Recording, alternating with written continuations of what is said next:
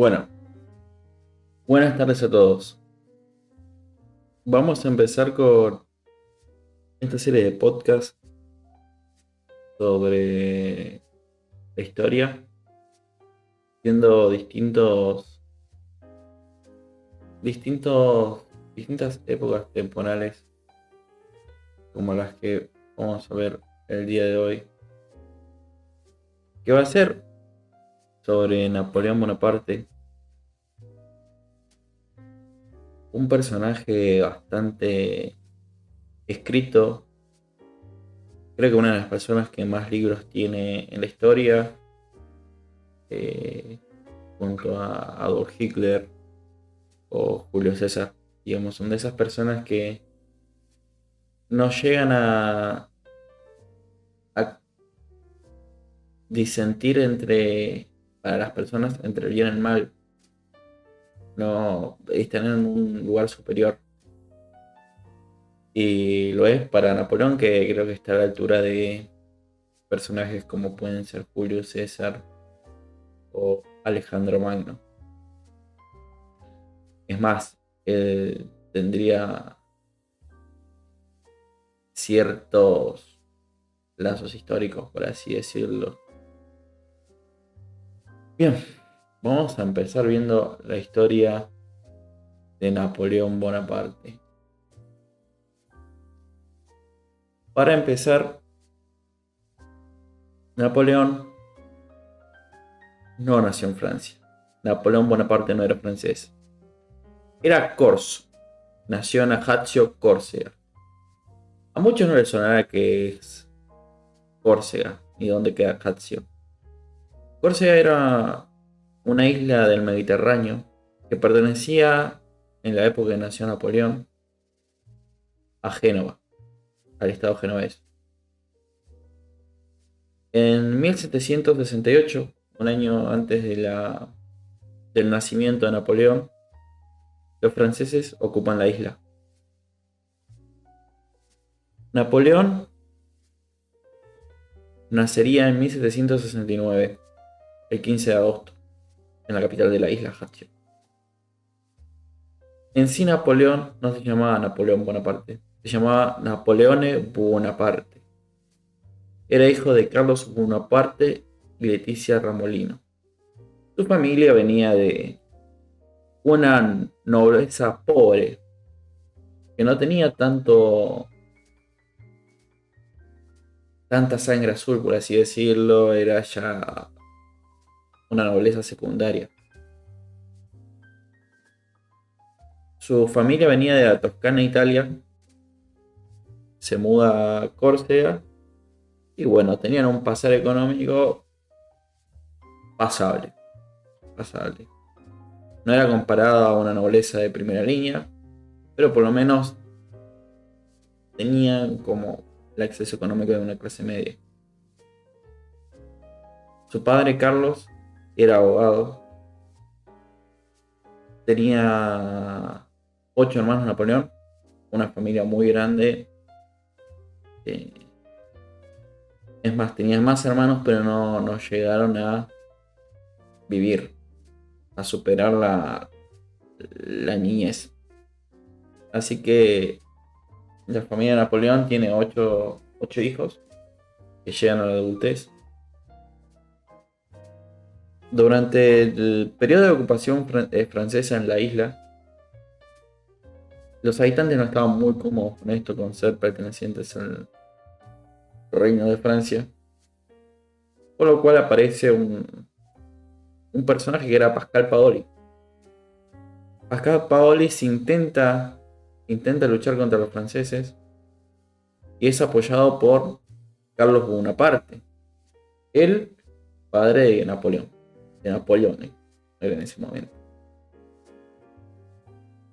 Napoleón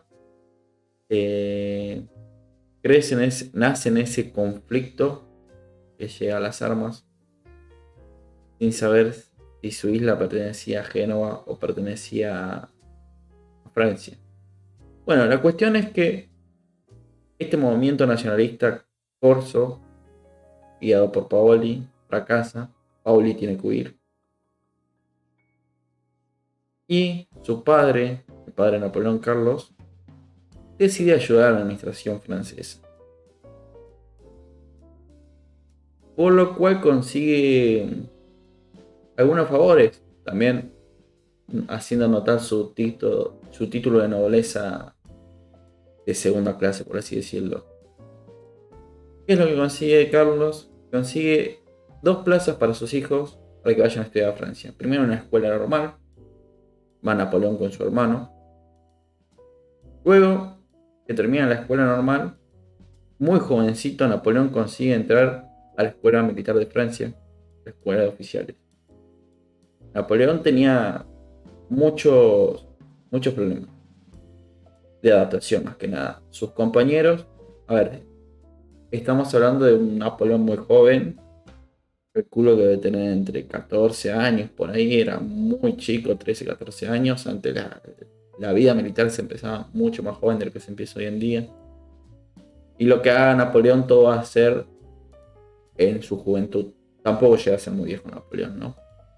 Pero bueno, tenía 13, 14 años y los chicos, los compañeros, los cadetes que estaban con él, le empiezan a hacer bullying por el tema de que no sabía hablar francés.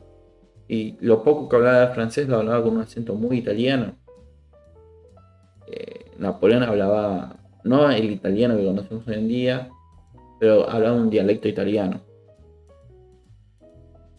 Le costaba mucho esto. Lo que sí, Napoleón solía ser muy estudioso, tenía muy buenas notas en lo que era matemática, química, le iba bien en eso. Napoleón elige el arma de artillería. ¿Qué es esto del arma de artillería? Los ejércitos se dividen por armas. Infantería, que son los que van al frente, la caballería, que en esa época tenía mucho protagonismo en las batallas.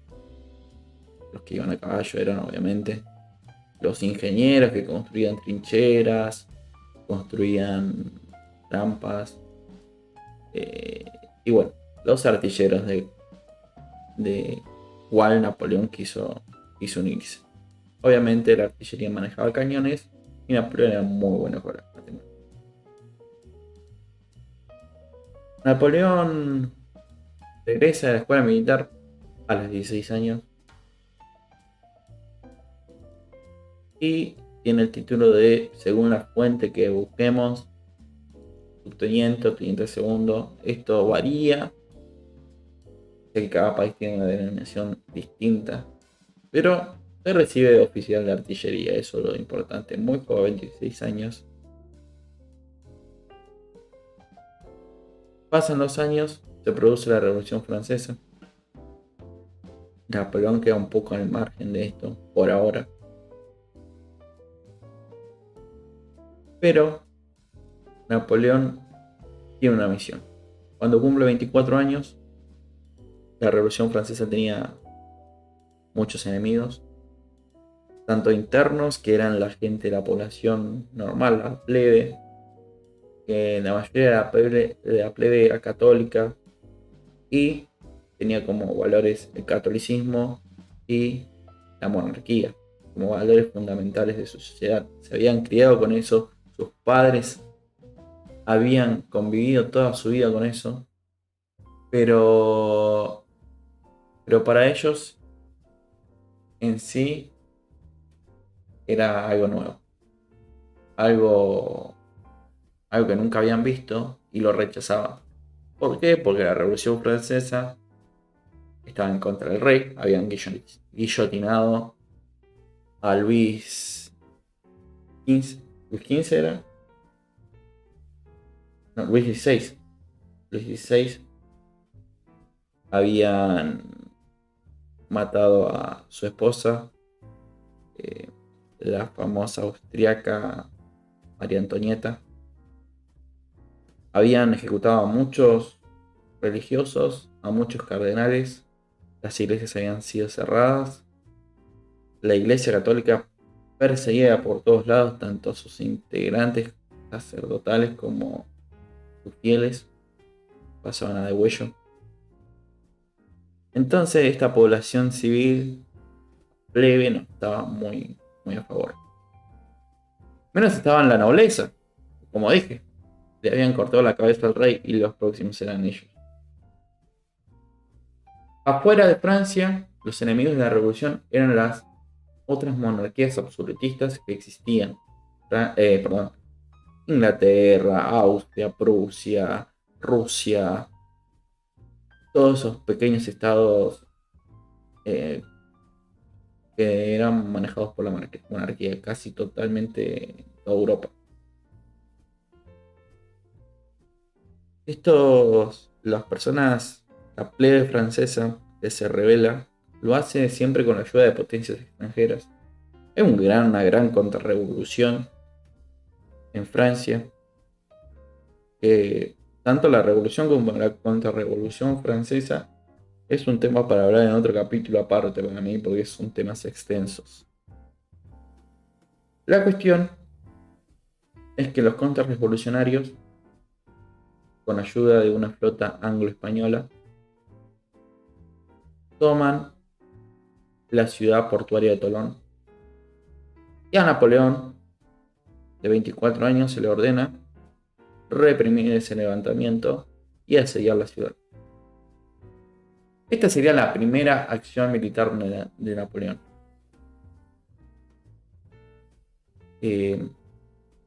Lucharía en el asedio de Tolón, hace caer a los defensores, se rinden, y gracias a esto, con 24 años nomás, asciende a general de brigada. Es algo muy rápido la carrera de Napoleón. General de brigada con 24 años. Para que más o menos lo veamos, a comparación más o menos de un contemporáneo de él, hasta por ahí, digamos, es más joven que Napoleón, hace después, pero sí conviven en la misma época, que es Don José de San Martín. Él llega al virreinato del Río a Buenos Aires, con el cargo de teniente coronel con 30 y pico de años. Imagínense si no es rápido lo de Napoleón. Napoleón tenía conexiones políticas también con los Robespierre, Maximiliano Robespierre, y más aún con Agustín Robespierre, hermano de Maximiliano. Estos eran la gente que gobernaba Francia. Gobernaban a Francia por el terror. A guillotinazos. Pero la sociedad francesa se cansó de tanta muerte. Entonces surgen los moderados. ¿Quiénes son los moderados? Son las personas que creen en la Revolución Francesa, pero que no hace falta tanto derrame de sangre. Estos hacen caer a los Robespierre. Los ejecutan a los dos hermanos, Agustín y a Maximiliano. Maximiliano tenía la mandíbula rota por un disparo que había recibido en esos días. Los mata y aplican el terror blanco. ¿Qué es el terror blanco? Es el terror que realizan los moderados. Es decir, se levantaron para eliminar lo que eran las ejecuciones masivas de los Robespierre, pero ellos también terminan asesinando tanto a los contrarrevolucionarios como a los hombres jacobinos de Robespierre. En esta caída del régimen establecido, Napoleón se ve afectado por sus vínculos con los Robespierre.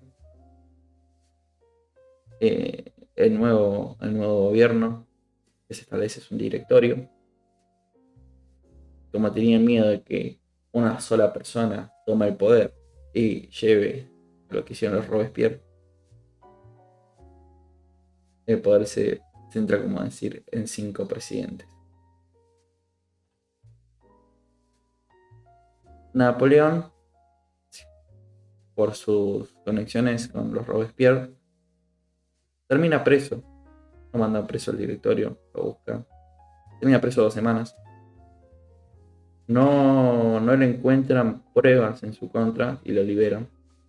Pero tenía algunos problemas como que le descontaron el sueldo, tuvo que vivir en las sombras un tiempo, ¿no? Hasta que todo se calme.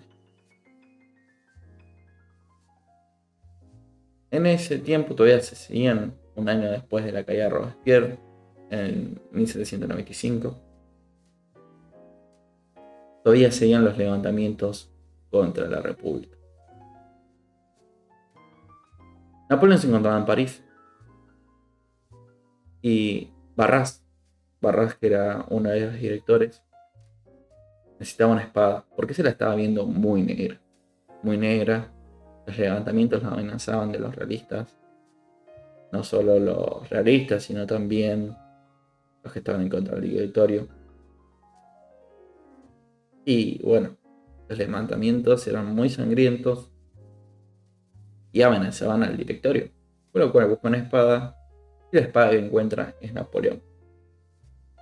Napoleón se pone al servicio del directorio y enfrenta las revueltas de París. Napoleón reprime con total violencia a los ciudadanos que se levantaron a protestar por el nuevo régimen y los cañonea. Y Giscard. Napoleón tiene cierta confianza en el directorio ahora porque repelió a los rebeldes en París y asedió Tolón. Digamos, algo de fama ya tenía. No mucha, no tenía mando militar, pero nada que ver. Nos estamos adelantando mucho en la historia. Napoleón. Pero ya tenía una fama. No una gran fama, pero un hombre se escuchaba por las calles francesas. En este momento, Napoleón conoce a una mujer un par de años más adulta que él. Es Josefina perdóname ya del apellido, Josefina Baugnières. No sé si se pronuncia así, mi francés no es muy bueno. Ni siquiera nunca hablé francés en mi vida, así que se puede imaginar. Bueno, ¿quién era Josefina? Era una mujer que nació en los dominios del Caribe de Francia.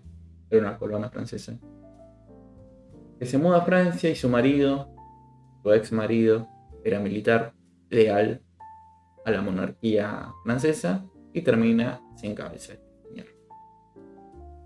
Así Josefina termina viuda y con 2 hijos muy jóvenes, un hijo y una hija. Y Napoleón empieza a entablar relaciones con Josefina. Relaciones románticas, adopta, por así decirlo, porque le tenía mucho cariño a sus 2 hijos. Y empieza una relación con Josefina. En eso el directorio le encarga a Napoleón su primer mando militar de verdad, digamos, por muchas tropas. Y le dice que se dirija al norte de Italia. ¿Por qué? Porque la revolución se veía constantemente amenazada por las monarquías absolutistas. Y esas monarquías absolutistas estaban en la frontera sur de Francia, el norte de Italia. El norte de Italia estaba dividido en dos. No existía como hoy lo que es Italia. Había reinos, tenemos el reino de Nápoles, el reino de Piamonte y Cerdeña, Génova, estados papales. Pero no existía Italia unificada como tal. Eso se vería más tarde con Garibaldi. Pero bueno, cuestión que el norte de Italia está dividido en dos, Piamonte y Cerdeña, en la frontera con Francia, y pasando un poco los Alpes estaba Austria, que dominaba lo que era Venecia. La revolución se venía amenazada, el directorio le encarga a Napoleón ir a combatir a estas dos naciones, Piamonte y Cerdeña y Austria. Y se va. Pero antes se casa con Josefina. Napoleón en 1796 llega a Italia se encuentra con un ejército en pésimo estado. Hambrientos, mal entrenados, con una moral totalmente por el piso, sin botas y con corrupción. Napoleón se encuentra que en los papeles se tenía más hombres de los que se tenía en campo. ¿Esto qué quiere decir? Que se estaba robando plata, haciendo pasar que se tenía más hombres de lo que se tenía para que el directorio mande más dinero. Los números estaban dibujados. Napoleón se pone a tratar de solucionar esto para poder estar en condiciones y avanzar sobre el norte de Italia. Napoleón logra recomponer su ejército y primero se enfrenta a los piamonteses y los derrota. Una vez que los derrota, les hace firmar una paz y forma la República Transalpina, un estado títere de Francia. Un estado títere que abandona la monarquía para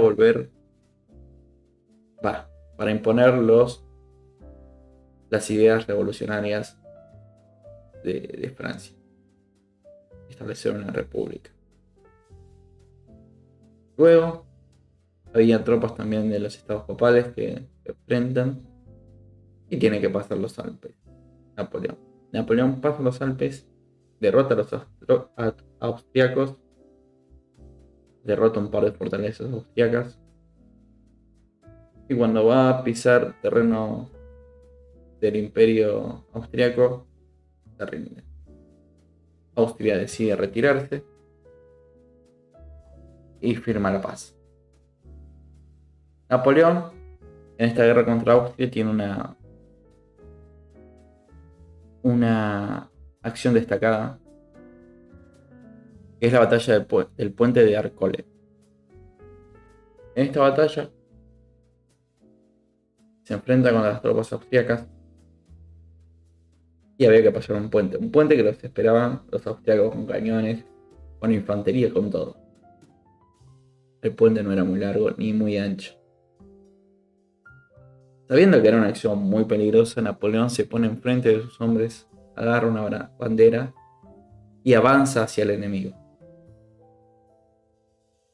Este avance contra el enemigo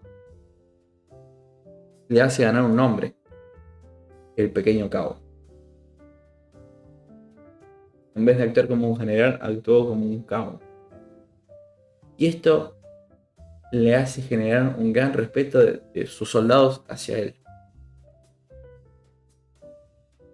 Cuando Napoleón termina la campaña en lo que es los Alpes, llega a Francia y se encuentra que Inglaterra también está en guerra contra Francia. Así que Napoleón se dirige al directorio y le dice que sería buena idea ir a Egipto para cortarle el paso hacia Oriente, las colonias que tienen en Oriente, Gran Bretaña, como la India, para poder así luchar contra los británicos, ya que no tenían una flota tan grande como cruzar el Canal de la Mancha e invadir Francia, invadir Inglaterra. A ver, Inglaterra siempre fue un país que tuvo una mejor armada, un mejor ejército. ¿Por qué? Porque domina los mares y son una nación de comerciantes. Entonces necesitan una buena flota, no un buen ejército. Y ese Canal de la Mancha era el problema para los franceses. Así que Napoleón presenta esta idea al directorio y el directorio le dice que sí. En 1799 Napoleón parte hacia Egipto, desembarca y lucha contra los otomanos, contra los mamelucos. Los otomanos eran aliados de los ingleses y era territorio del Imperio Otomano en ese momento. Egipto lucha y va ganando batallas, le va bastante bien. Llega a tener una batalla en las pirámides, que esto para Napoleón era mucho, que era fanático de la historia y se creía Alejandro Magno, ¿no? En Egipto. Pese a los buenos avances militares que estaba teniendo en tierra Napoleón, las cosas en el mar no van bien. Aparece el Napoleón de los británicos, que es Nelson, pero no es de tierra, es de mar este hombre. Llega con su flota y destruye a la flota francesa en la batalla del río Nilo. Y esto es un gran inconveniente para las fuerzas francesas que se encontraban en Egipto, porque no tenían modo de reabastecer. No podían traer municiones, no podían tener comida, no podían traer uniformes, no podían traer nada. Los franceses tenían una situación desesperada. Napoleón intenta seguir con su campaña, llegar hasta Acre, pero no, es imposible. En este proceso de guerra en Egipto, un punto aparte, Napoleón había llevado varios científicos, varios estudiosos, que encuentran la piedra Rosetta. ¿Qué era la piedra Rosetta? Una piedra que traducía del griego al egipcio. Entonces esta piedra, hoy en día, se puede saber lo que dicen los jeroglíficos griegos, los jeroglíficos egipcios. Dato de color. Napoleón, viendo que había fracasado, decide volver a Francia. Decide volver y además le llega una llamada del directorio para que vuelva. ¿Por qué? Porque en Francia las cosas no estaban bien. Se había proclamado una nueva coalición contra Francia. ¿Qué son las coaliciones? Son alianzas contra Francia.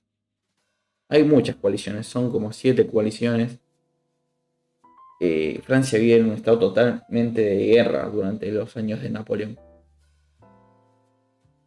Que cambian las coaliciones, van cambiando los participantes. Solamente eso, pero Francia está totalmente toda esa época en guerra, sin respiro. Napoleón tenía que salir de Egipto, pero el problema es que los buques británicos estaban bloqueando todos los puertos. Napoleón logra tomar un barco y huir a la noche. Huye y llega a Francia. Una vez en Francia, Napoleón ya estaba enterado de cómo era la situación francesa del directorio. Era mal. Era mala tanto militarmente, estaban en bancarrota, la población mucho no los apoyaba. Por lo cual, pasando 2 semanas de su estancia ahí, Sieyès, uno de los 5 directores, le dirige a Napoleón, que Napoleón era el que tenía el poder militar, y le dice: hagamos un golpe de estado. Y hagamos una nueva forma de gobierno. Esta nueva forma de gobierno sería el consulado. Napoleón lleva al golpe de estado, lo cumple. Se forma el consulado compuesto por 3 cónsules. El primer cónsul sería Napoleón. Segundo cónsul, Sieyès. Tercer cónsul, Tucuz. El cónsul vendría a tratar de arreglar lo que estaba haciendo el directorio. En este periodo, Napoleón, como primer cónsul, saca una nueva constitución. Se intenta acercar con la Iglesia Católica, que las relaciones eran muy malas desde el inicio de la Revolución. Se centra en crear carreteras, cloacas, en la educación.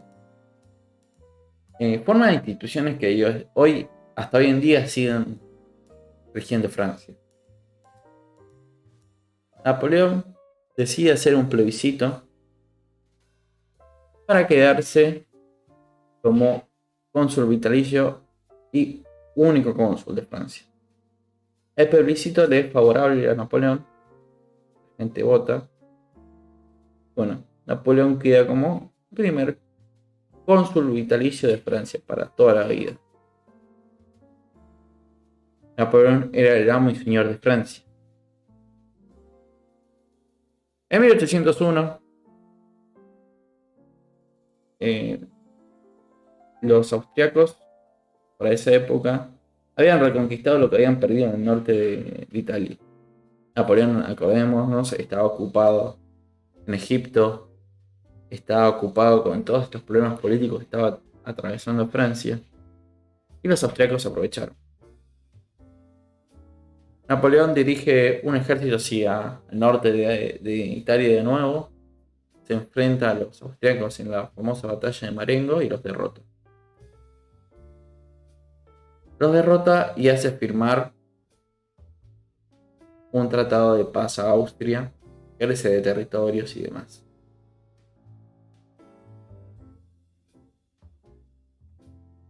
Napoleón vuelve a Francia y tiene un intento de asesinato, no uno, sino varios, pero este es el más famoso, que es realizado por un ex miembro de la nobleza francesa, familiar y perteneciente a los Borbones, que era la dinastía que había reinado Francia.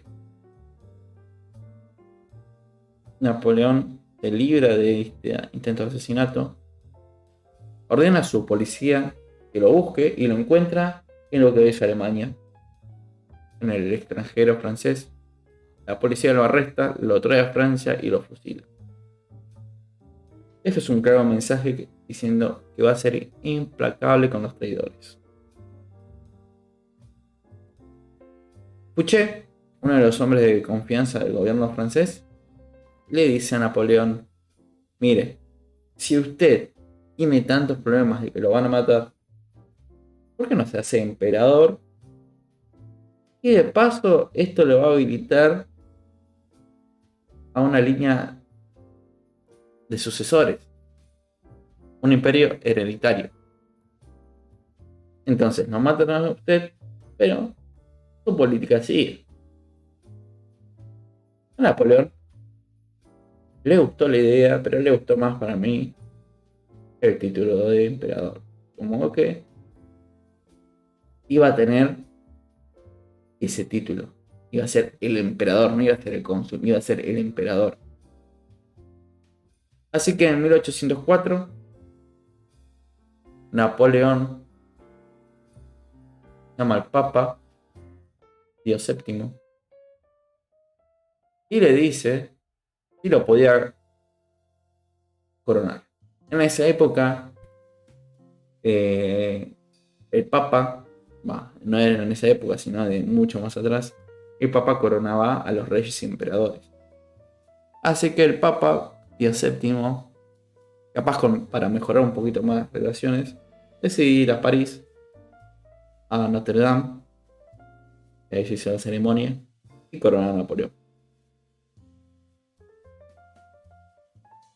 Napoleón, en la ceremonia, cuando el Papa lo va a coronar, se produce el famoso incidente que le quita la corona al Papa de sus manos y se la pone en la cabeza y corona a Josefina, su esposa.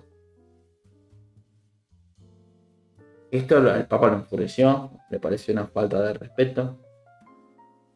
Los realistas que todavía estaban dijeron: hacia el usurpador de todo lo que existe. Las monarquías extranjeras lo miraban con malos ojos, como que no tenía legitimidad. Pero Napoleón era el amo y señor de Francia, más de lo que ya lo era. Esto que se corone Napoleón emperador no le gusta a las potencias. Entonces se ponen nuevas cuentas. Se vuelve a la guerra de nuevo. Estamos en el año 1805. Napoleón tenía un gran problema, que era Inglaterra. Napoleón demostró que era invencible en tierra. Lo seguiría demostrando por unos años más. Pero en el mar no. Así que, viendo que no podía derrotar a los ingleses sin derrotar los primeros en el mar, decidió formar una flota con los españoles. Los españoles eran enemigos a muerte de los ingleses. Siempre lo fueron. Con una flota combinada. Y la flota francesa espera a los ingleses en Trafalgar. ¿Quién estaba al mando de la flota inglesa? Otra vez el almirante Nelson, el que había derrotado a la flota francesa en la batalla del río Nilo unos años antes. Nelson, antes de iniciar la batalla, les da un mensaje a sus hombres que le dice que cumplan con Inglaterra. Empiezan los cañonazos y uno de los que recibe un cañonazo es Nelson, que le parte la espalda. Nelson muere en esta batalla. Sin embargo, los hombres vencen. La flota anglo-española es totalmente... Perdón. Franco-española es totalmente derrotada por los ingleses. Napoleón se queda sin flota, pero la lucha sigue. La lucha sigue, así que dirige una campaña nuevamente hacia Italia. Va al sur de Italia, se enfrenta contra el reino de Nápoles, los derrota. Napoleón sube, va de nuevo contra los austriacos y derrota un gran ejército compuesto por austriacos y rusos en la famosa batalla de Austerlitz. Es una genialidad militar esa batalla. Los derrota y con esa derrota otra vez llega la paz con Austria. Pero eso no es tan importante, sino que con esa batalla Napoleón logra marcar el fin del Sacro Imperio Romano Germánico. Ese imperio que duró siglos. Napoleón lo destruye. Y en su lugar construye varios estados títeres. Y en los estados títeres empieza a poner a sus amigos, a sus hombres de confianza y a sus familiares.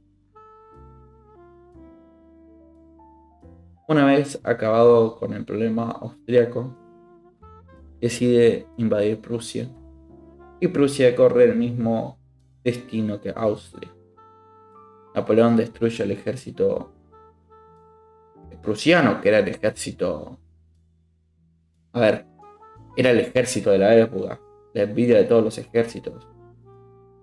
Un estado totalmente militarizado que vivía solamente para la guerra. Lo destruye en la batalla de Jena. Toma Berlín, divide el estado prusiano en dos. La parte más oriental libera Polonia, que era el ducado de Varsovia. Libera es una forma de decir porque el ducado de Varsovia es un estado títere francés. Y en Prusia empieza a insertar ideas revolucionarias. Bien, me quedan dos enemigos, Rusia y Gran Bretaña. Contra Rusia podía hacer algo, contra Gran Bretaña no. Así que decide enfrentarse a los rusos y en la batalla de Fierland los derrota. Los derrota, pero está ahí. ¿Por qué digo esto? Porque en esta batalla su ejército sale vencedor, pero ahí por un segundo. Por nada. Napoleón vence a los rusos, pero no puede seguir avanzando. Entonces decide firmar un tratado con el zar Alejandro I, que era el gobernante de Rusia, donde deciden, a ver, hagamos una paz, no te molesto, le dice Napoleón. Nos repartimos mitad de Europa si querés. Pero yo necesito derrotar a los ingleses. Y yo no tengo la capacidad naval para invadirlo. Por lo cual mi plan es pedirles a ustedes que no dejen entrar comerciantes ingleses a su territorio para ahorcar al comercio inglés. En el resto de Europa domino yo, así que los ingleses no pueden comerciar. Bien, le dice, está bien, no voy a dejar comerciar a los ingleses acá. Entonces el plan de Napoleón cerrado. No iban a poder comerciar en Europa. Le da la mano con Alejandro y vuelve. Vuelve de su campaña. Pero Napoleón tiene un problema años más tarde. Un año más tarde, ¿no? Portugal no acata las órdenes de Napoleón. ¿Por qué? Porque nunca lo sometió Napoleón a Portugal. Y porque siempre Portugal fue aliado de Inglaterra, porque Inglaterra era el enemigo de España. Y Portugal siempre tuvo miedo de que España se lo coma. Entonces estaba un aliado poderoso y este aliado era Inglaterra. Así que a Napoleón no le queda otra que someter a los portugueses por la fuerza. Para eso habla con los españoles, que tienen una relación más o menos buena, aunque a los primeros reyes españoles fueron ejecutados. Los reyes españoles y los reyes franceses eran de las mismas familias, eran Borbones, la familia de los Borbones.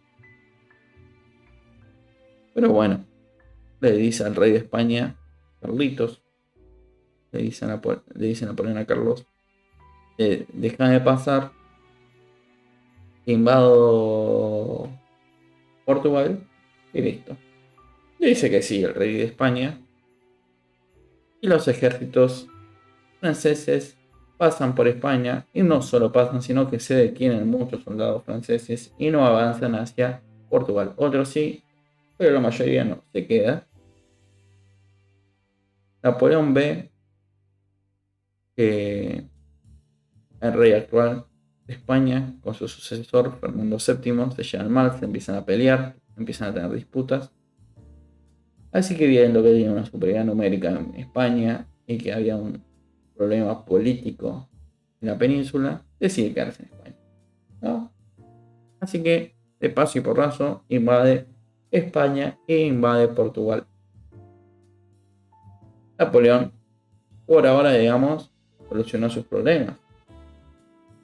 No va a tardar mucho hasta que los españoles se cansen del gobierno del hermano de Napoleón, que era el que estaba en el trono. Como dije, Napoleón repartía reinos, títulos a sus hermanos, a sus parientes, a sus amigos. Napoleón empieza a tener problemas en España, la gente se empieza a rebelar. Y es una rebelión sangrienta. Los españoles empiezan a formar guerra de guerrillas, empiezan a causar grandes problemas a los franceses. Los ingleses ayudan a los españoles, desembarcan en España y le plantan cara. A todo esto pasan los años y en 1812 Napoleón no estaba muy contento con el zar de todas las Rusias, Alejandro I. ¿Por qué? Porque este no respetó mucho las ideas que tenía Napoleón de que Rusia no comerciaba con Gran Bretaña. Así que Napoleón, muy enojado, toma su ejército y se va a invadir Rusia. Napoleón abre dos frentes, un frente en España y un segundo frente en Rusia. Así que divide su ejército. Napoleón se lleva a Rusia, algunos dirán 500.000 de hombres, Otros dieron un poquito más, 600.000 hombres. Pero es un ejército enorme. Un ejército nunca antes visto. Napoleón llega a Rusia y empieza a avanzar sobre las estepas. Y empieza a tener problemas. El zar ordena una guerra de tierra arrasada. Así que los campesinos empiezan a quemar sus campos, sus cosechas. Las ciudades empiezan a hacer lo mismo. Y Napoleón tiene muy estirada la línea de suministro. Y se sigue entrando. ¿Por qué se sigue entrando en Rusia? Porque Napoleón buscaba una batalla. Una batalla que le diera la victoria. Como en Austerlitz. Esa batalla no llega. Y sigue avanzando. A unos kilómetros de Moscú, por fin se encuentra el ejército ruso. El ejército ruso se había atrincherado en Borodino. Había puesto fortificaciones formidables.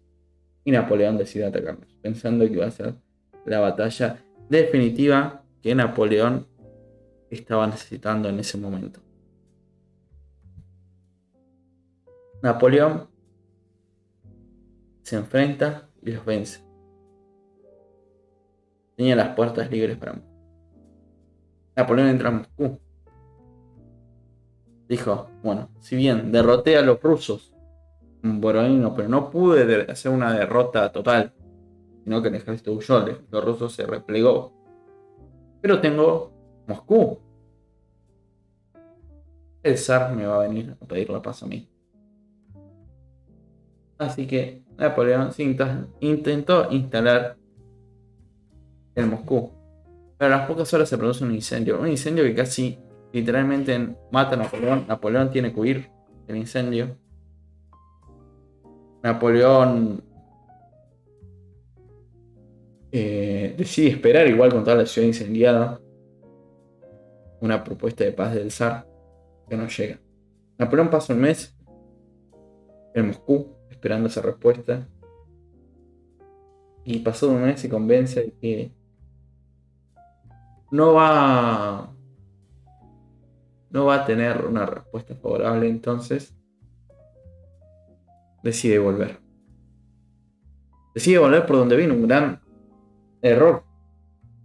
¿Por qué? Porque cayó en invierno. Y uno de los peores inviernos rusos de la historia. El invierno que superaría este invierno, para que se den una idea, recién sería superado por el de 1941, el invierno que sufrió el mariscal von Manstein en Stalingrado. Así que Napoleón nos azota un invierno atroz, unas marchas a pie atroces, sin suministros. Sus hombres empiezan a morir, empiezan a desertar, empiezan a quedar muy débiles. Napoleón sale de Rusia. De los 500.000, 600.000 hombres, depende de qué fuente uno consulte, que tenía, solamente al salir de Rusia quedaban unos 50.000. Tuvo demasiadas bajas, Napoleón. Es más, se había rumoreado en Francia que Napoleón había muerto. Así que Napoleón estaba desesperado por llegar a Francia. Napoleón vuelve por lo que es Polonia, el Ducado de Varsovia y Prusia, que Prusia estaba sometida por los franceses, y va juntando más hombres para llegar a Francia. Junto a unos 100.000 hombres. Pero Prusia, que sí había sido sometida por los franceses y tenía varias fortificaciones que llenan soldados franceses, ve que Napoleón está débil. Y Prusia decide rebelarse contra Napoleón. No solo Prusia, Austria, Rusia, muchas naciones que eran del Sacro Imperio Romano Germánico deciden luchar contra Napoleón y empiezan a juntar fuerzas cada vez más y más. Juntan demasiados hombres y lo buscan a Napoleón. Napoleón llega al pueblo de Lyzmin. Napoleón llega a esa ciudad y se produce la Batalla de las Naciones. ¿Por qué Batalla de las Naciones? Porque eran demasiadas naciones aliadas contra los franceses. Y los franceses estaban en condiciones de enfrentar esa batalla, pero Napoleón decide defender la ciudad. Esa ciudad tenía una particularidad, tenía un río a las espaldas y un puente. Napoleón se atrinchera en la ciudad y durante 3 días trata de resistir el avance de los aliados.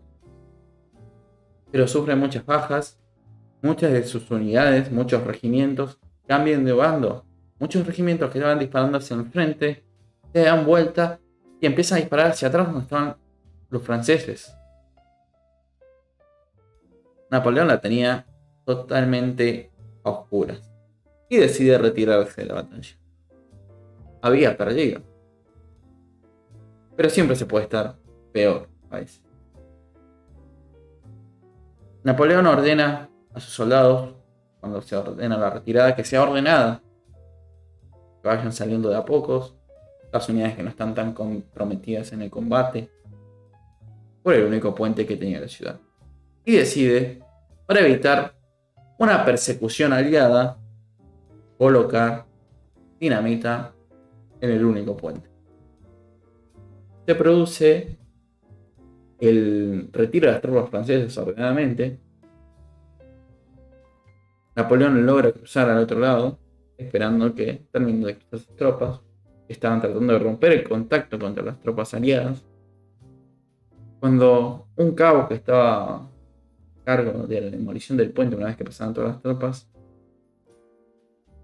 vas a saber por qué, un malentendido de las órdenes, se asustó, quién sabe qué, vuela el puente con mitad del ejército francés del otro lado.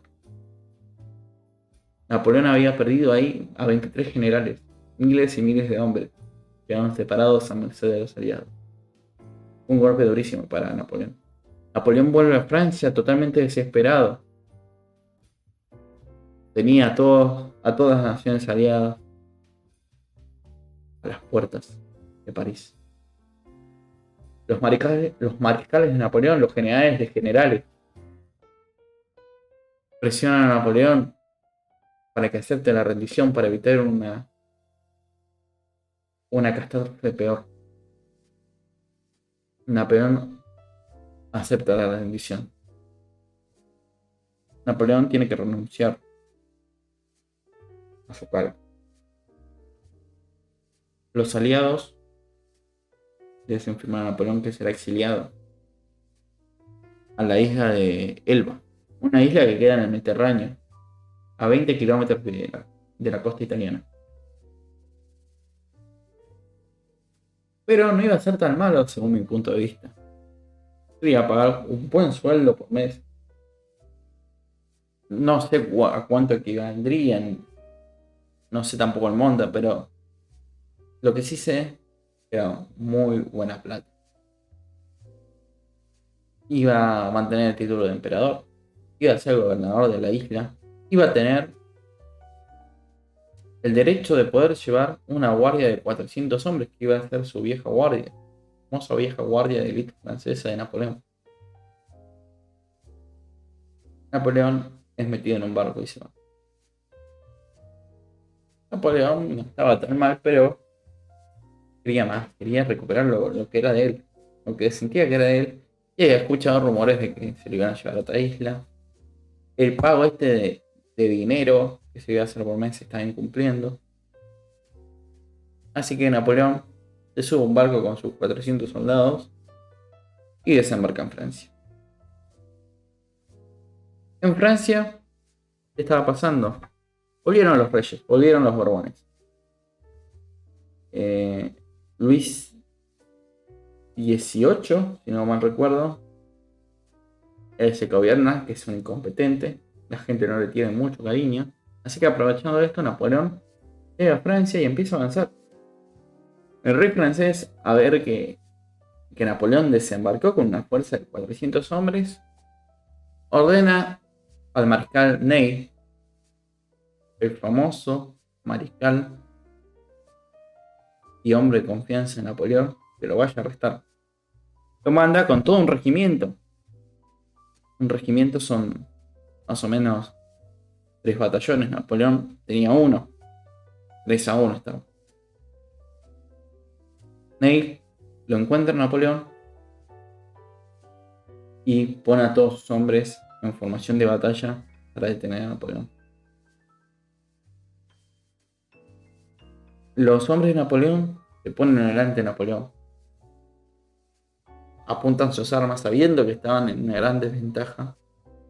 Pero Napoleón sale de la masa de sus hombres. Napoleón llega hasta las líneas del 5º regimiento de Ney y se abre los brazos y dice: si quieren matar a su emperador, háganlo.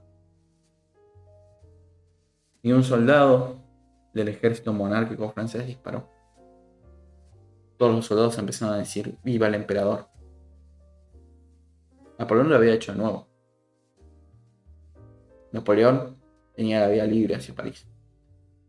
Napoleón llega a París, le pone el rey y vuelve a ser emperador de Francia. Pero no duraría mucho. Empiezan los últimos 100 días.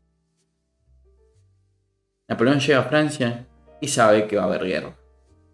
Entonces empieza a tratar de generar un ejército. A ver, su ejército lo había perdido en Rusia. Lo había perdido en la batalla de las Naciones. Y luego de todo esto, cuando se hace la rendición francesa, peor. ¿Por qué? Porque empieza a haber tratados para que Francia no pueda tener un ejército tan grande. Napoleón trata de crear un ejército que es una sombra de lo que era su ejército, pero eran buenos soldados, bien entrenados, bien armados, bien pertrechados. Y espera la guerra. Y esa guerra llega. Prusia y Gran Bretaña deciden atacar a Napoleón y Napoleón se entera. Napoleón, en vez de esperarlo, va a luchar contra ellos.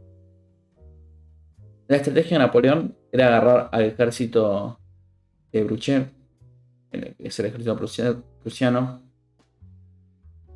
por separado, y luego enfrentarse a los hombres del duque de Wellington, que era el ejército británico.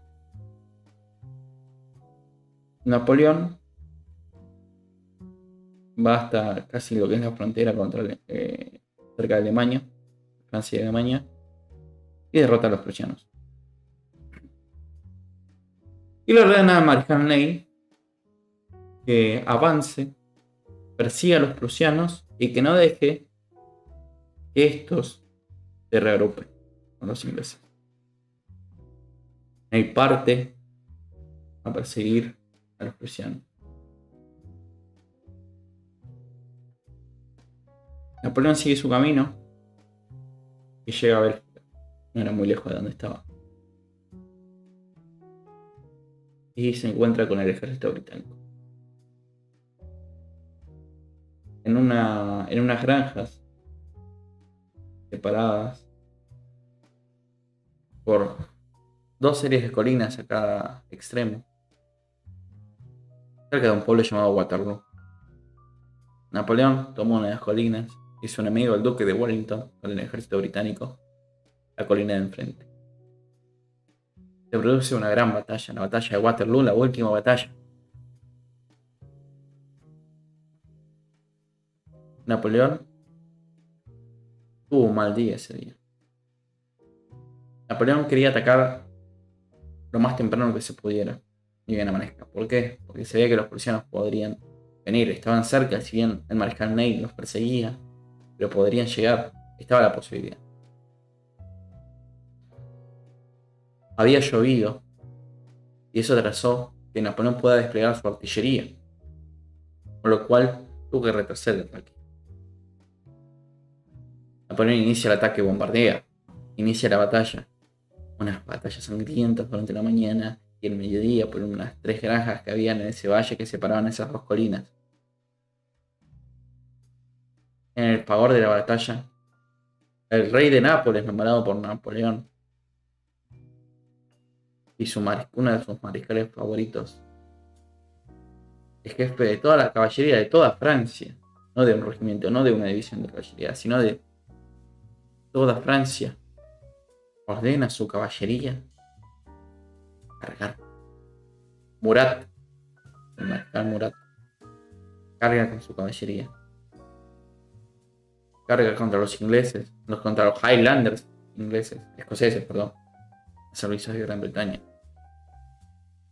Carga en una carga que él piensa que va a ser devastadora, que lo va a llenar de gloria. Esta carga nunca lo ordenó Napoleón.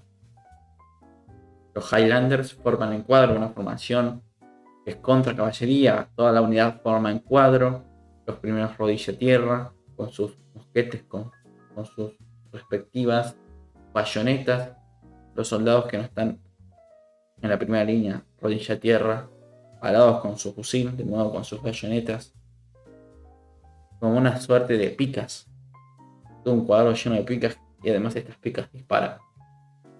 La caballería es totalmente inefectiva contra eso. La carga de Murat es un fracaso. La caballería francesa es destrozada, pero aún así Napoleón tiene ganas de vencer. Eso de las 4 o 5 de la tarde, ve que el ejército británico estaba destruido. Si bien él había sufrido muchas bajas, pero era el momento culmine de la batalla, lo que daría el triunfo a Napoleón. Napoleón ordena a sus mejores hombres, a su reserva, la vieja guardia francesa, cargar contra la colina británica que estaba debilitada, donde estaba el duque de Wellington. Wellington se venía a venir esto, así que desplegó a todos sus hombres detrás de la colina para que no sean vistos por Napoleón. Los hombres de Napoleón, la vieja guardia, que nunca había retrocedido en combate, avanza, llega hasta el punto alto de la colina e intenta cruzar en una emboscada británica que desaparece. Eran invencibles, que nunca habían retrocedido. Era mentira. Ese día es la primera vez que retroceden. La vieja guardia retrocede. Napoleón ve eso y le dicen en ese momento que Ney no los había perseguido a los prusianos tan bien como debería, o que los prusianos aparecieron por la retaguardia francesa. General Vichy,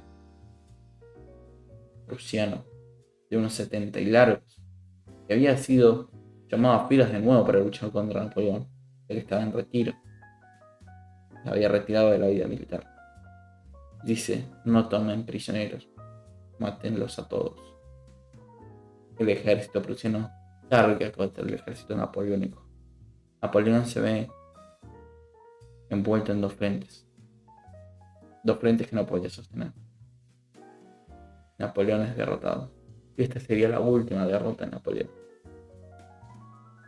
Otra vez sería exiliado en una isla, pero no sería exiliado con un pago, con el título todavía de emperador, con una tarea de gobernador, ni con una guarnición militar, ni nada de lo que tenía, ni cerca del Mediterráneo. Lo mandarían a un lugar donde no se podría escapar, donde no podía volver a Francia. Y la isla de Elba. Una isla en el océano Atlántico, al sur del Atlántico, en África. Napoleón llega muy triste, pasaría sus últimos años de vida, sus 6 últimos años de vida. Escribiría sus memorias, más bien las dictaría. Hablaría de sus batallas una y otra vez. Dicen que el gobernador de Santa Elena no le caía para nada a Napoleón. Así que Napoleón siempre hacía ejercicio. Así que le pidió permiso al gobernador si podía hacer ejercicio por la isla. Dijo que sí, pero este debería ser acompañado por un oficial inglés. Por lo cual Napoleón se negó. Le suministró médicos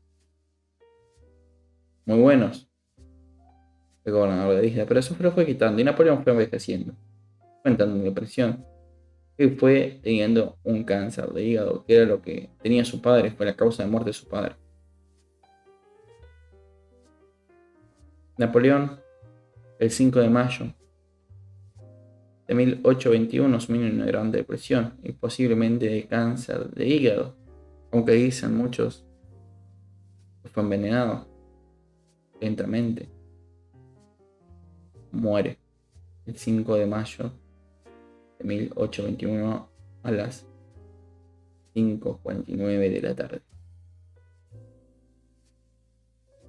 Se dice que Napoleón, antes de morir, dijo: ejército, patria, Josefina. Otros dicen que dijo: ejército, patria, Dios. Tenía apenas 51 años, 50 años. No, 51 o 52 años tenía. No la cuenta. Había fallecido una de las grandes personalidades de la historia. Y es así como llegamos al final de esta historia. Solamente quiero siempre al final de cada historia que voy a contar recomendaciones artísticas sobre cada tema. Y en Napoleón vamos a encontrar películas como la de Waterloo de 1970. Muy buena película. Se puede encontrar en YouTube. Lástima que esa película tiene errores de doblaje y uno está viendo la película en español y en mitad de la escena cambia de idioma inglés. Vamos a encontrar la serie de Napoleón Bonaparte del año 2002. Esa serie es la que estuvo, si lo están viendo por Twitch o por YouTube. Es lo que está de fondo. Cuenta de muy pocos capítulos, es una miniserie que cuenta bien la historia de Napoleón. En cuanto, capaz que es algo que más me gusta a mí, que son los videojuegos, podemos encontrar juegos como Napoleón Total War, un juego de estrategia basado en la época napoleónica. Esos son el contenido visual interactivo que les puedo recomendar sobre Napoleón. El próximo miércoles volveremos para seguir con otra historia. Ya veremos cuál es, se va a avisar durante la semana. Y tal vez se cambie el horario. Va a ser transmitido por Twitch, por Instagram. Si pueden, mejor véanlo por Twitch. Si lo quieren ver en vivo, ¿no? Porque tiene una mejor calidad de audio. Y va a ser resubido a YouTube. Twitch, Historiapedia 1. Instagram, @historiapedia 2.0. Así me pueden encontrar. Y en YouTube Historiapedia 2.0. Me trae un poquito.